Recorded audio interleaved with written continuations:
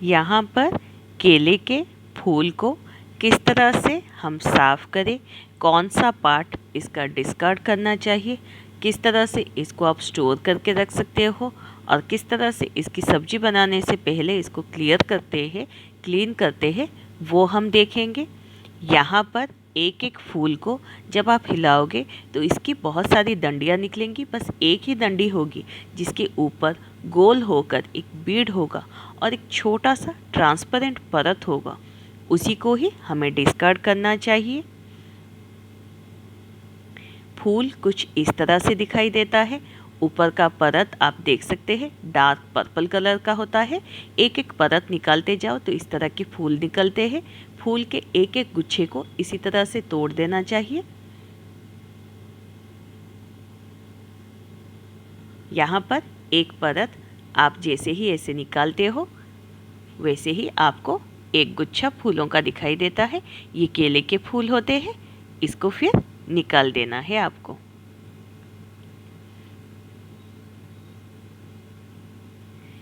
ये केले का फूल हमारे छोटे से गार्डन में हुआ था। मम्मी ने यहाँ पर गार्डन में बहुत सारे अलग अलग तरह के फूल के पौधे जैसे गुलाब वगैरह हो गए, गुड़हल हो गए, एलोवेरा, करी पत्ते, नींबू और साथ ही साथ पपीता और कच्चा केले का पौधा भी लगाया हुआ है। उसी में ही हमारा एक केले का बहुत बड़ा सा फूल पड़ा हुआ था जिसमें से केले अभी होना बाकी है, तो उसी में से हमने फूल को काट के ले आए हैं। यहाँ पर मैं आपको दिखाती हूँ पास से लेकर किस तरह से डिस्कार्ड करना है। ये देखिए, सारे डंडी में से एक ही डंडी को मैं आगे ला रही हूँ, जिस डंडी के ऊपर आप देख सकते हैं एक गोल होकर बीड की तरह है और साथ ही साथ एक छोटा ट्रांसपेरेंट परत उसके साथ ही आगे आ रहा है। ये दोनों हिस्से को ही हमें डिस्कार्ड करना है। ये छोटा सा ट्रांसपेरेंट सा परत और डंडी उसको भी पास में दिखाती हूँ। ये देखिए, उसके ऊपर एक बीड की तरह है। यहाँ पर मेरी मम्मी एक एक गुच्छे फूलों का साफ करके निकाल के रख रही है।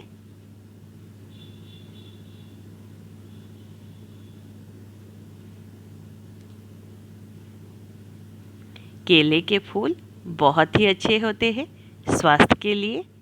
जो औरतों में उम्र होने के बाद यूट्रस की तरह तरह की परेशानी जैसे सीस्ट फॉर्मेशन वगैरह इन सब की परेशानी होती है, तो उनके लिए केले के फूल के सब्जी बहुत ही अच्छा काम देता है।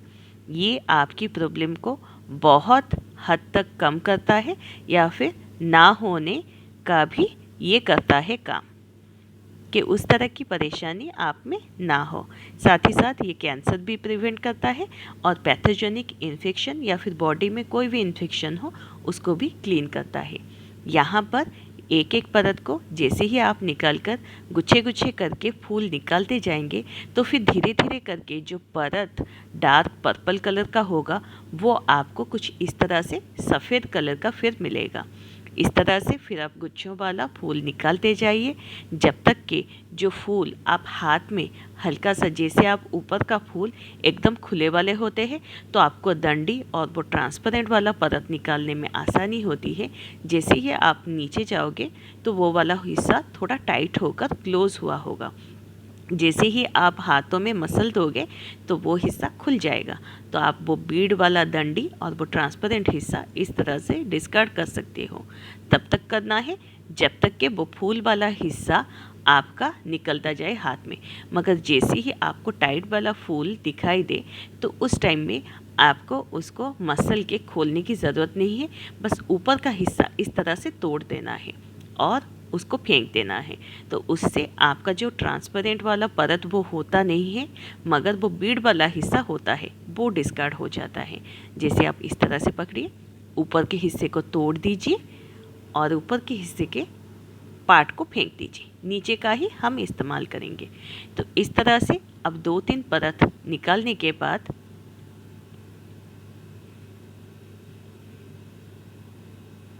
ये देखिए फूल कितने टाइट से यहाँ पर पैक है।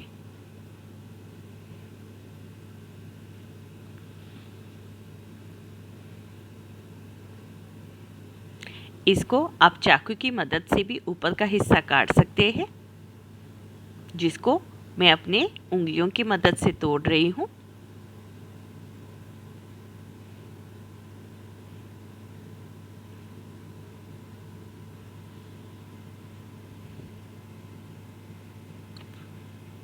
अब इस तरह से हम सारे फूलों को निकाल देंगे, मगर बीच का जो पार्ट है उसको आप परत को जब खोल नहीं पाओ तो फिर उसको किस तरह से क्लीन करके काटना है और साफ़ करना है वो भी देख लेते हैं। ये बीच का हिस्सा जो है पहले इसके नीचे के हिस्से को काट कर फेंक देंगे।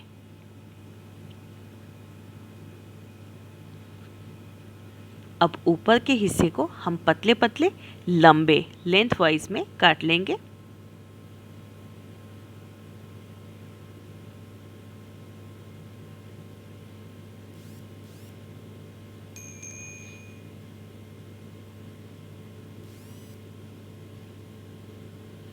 अब यहाँ पर इसको लेंथ वाइज में और पतले पतले काट कर फिर आप साइड करके विड्थ वाइज में चॉप करने जैसा काट लीजिए छोटे छोटे हिस्सों में।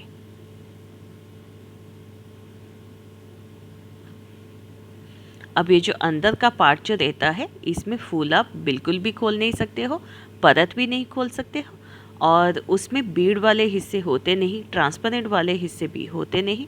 तो उसको आपको बीच वाले हिस्से को इसी तरह से लंबे लंबे करके फिर उसके बाद विड्थ वाइज में काट के उसको चॉप करना है। आप जैसे ही इसको काटोगे तो आपको दिखाई देगा इसमें थोड़ा कसावपन होने की वजह से ये जल्दी काला पड़ जाता है। तो उस कालेपन को ना पड़ने के लिए हम इसको यहाँ पर मैंने एक कढ़ाई में हल्दी डाल के पहले से ही पानी में रखा हुआ है, तो इसको फ़ौरन ही धोकर उसी कढ़ाई में हम डाल देंगे। आप जिस बर्तन में इसको उबालने वाले हो उसी में ही पानी 1 से 1.5 कप देकर उसमें हल्दी 1 से 2 चम्मच देकर उसी में ही आप डालते जाओ। उसको अगर रखोगे तो फिर ये पूरी तरह से काला पड़ जाएगा। तो मैं फटांग से इसको पानी में डाल रही हूँ। आप पहले इसको धोकर भी काट सकते हो या फिर काटने के बाद भी धो सकते हो। यहाँ पर मैंने फटांग से इसको पानी में डाल दिया है। अब यहाँ पर देखिए कढ़ाई में मैंने हल्दी डाल के पानी में रखा हुआ है, तो इसको निकाल के मैं हल्दी वाले पानी में डाल दूँगी।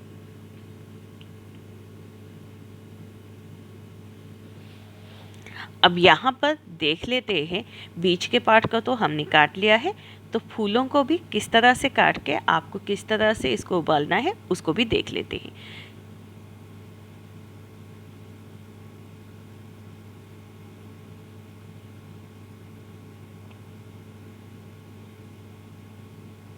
अब एक एक गुच्छे फूलों का मैं लेकर आऊँगी, फिर थोड़ा सा इसको धो दूँगी। एक बार धो लीजिए, फिर इसको चॉप करते हैं। अब यहाँ पर जो नीचे का हिस्सा जहाँ पर फूल लगा हुआ है उस पार्ट को हम फेंक देंगे।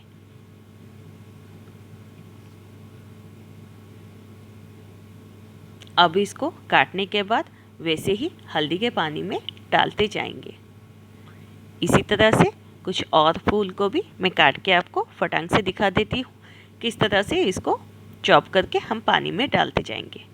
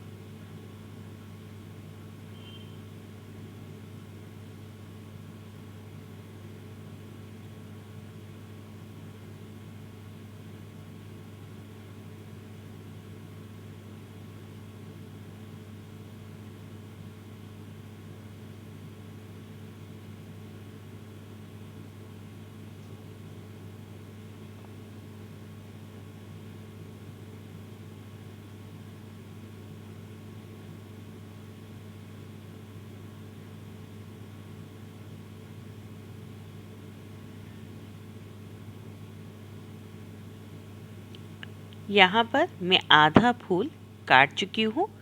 अब इस कढ़ाई को हम उबलने के लिए चढ़ा देंगे और बाकी के फूल काट कर फिर उसमें डालते रहेंगे।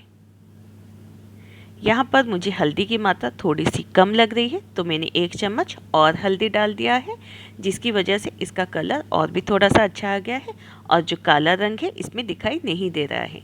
अगर हम पूरा फूल काटने तक इंतज़ार करेंगे तो फिर ये काला पड़ने का चांसेस है, तो इसलिए मैंने आधा पहले काट दीजिए, फिर आप इसको चढ़ा दीजिए उबलने के लिए। उबलने के लिए फ्लेम को आप हाई पर ही रखिए। हाई फ्लेम में इसको 5 से 7 मिनट तक ही उबालना है।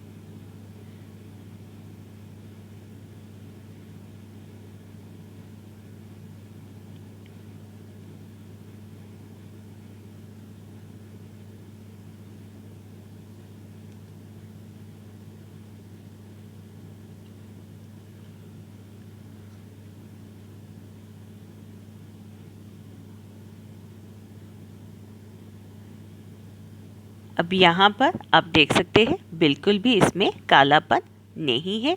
हमारे फूल बहुत ही अच्छे कलर के हैं। 5 से 7 मिनट अभी हो चुके हैं।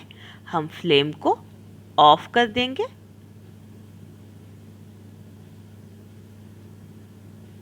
अब इसका जो पानी है, पानी के हिस्से को एक स्ट्रेनर की मदद से हम अलग कर देंगे। ये जो पानी है इसको हमें फेंक देना है, क्योंकि ये बहुत ही कड़वा होता है।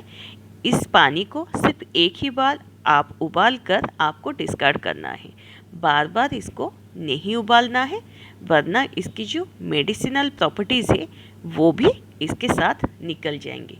सिर्फ इसके ऊपर के जो ज़्यादा कड़वापन है उसको ही बस निकालने के लिए एक ही बार इसको उबालना है, वो भी 5 से 7 मिनट तक। बार बार नहीं उबालना है। अब ये जब पानी पूरी तरह से निकल जाएगा और ठंडा हो जाएगा, आप इसको कोई भी कंटेनर में स्टोर करके फ्रीज में आराम से 10 से 15 दिन तक रख सकते हैं और फिर इसको थोड़े थोड़े करके अलग अलग सब्जियों के साथ अलग अलग तरह के पकवान बनाकर खा सकते हैं। ये बहुत ही अच्छा है स्वास्थ्य के लिए, इसको ज़रूर खाना चाहिए।